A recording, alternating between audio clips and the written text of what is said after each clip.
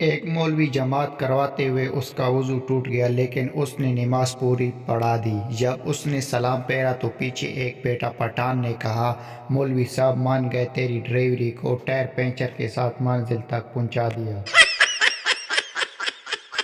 ایک پٹھان کے اندر جن چلا گیا۔ 3 دن بعد جن خود ایک عالم کے پاس چلے گئے۔ جن نے کہا، خدا کے لیے مجھے باہر نکال دو، نہیں تو میں نسوار کھا کے مر جاؤں گا۔ ایک آدمی سارا دن اپنا نکاح الٹا سیدھا کر کے دیکھ رہا تھا۔ آخر اس کی بیوی تنگ ہو کر بولی، آپ کیا کر رہے ہیں؟ شوہر بولا، میں اس کی ایکسپائری ڈیٹ ڈھونڈ رہا ہوں، کمبخت مل ہی نہیں رہا۔ کیونکہ ایئرپورٹ پر سیکورٹی گارڈ نے کہا، پاکستانی ہونے کا ثبوت دو، پپو نے جوس پی کر خالی ڈبے کا پٹاخہ مار دیا۔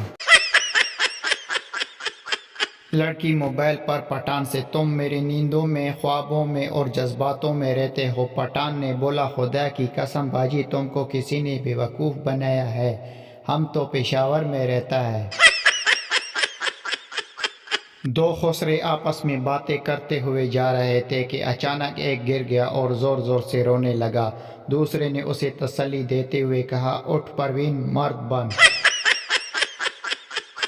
ٹیچر، بتاؤ زندہ رہنے کے لیے کیا چیز ضروری ہوتی ہے؟ پپو، آپ کو اتنا بھی نہیں پتا، زندہ رہنے کے لیے تیری قسم ایک ملاقات ضروری ہے صنم۔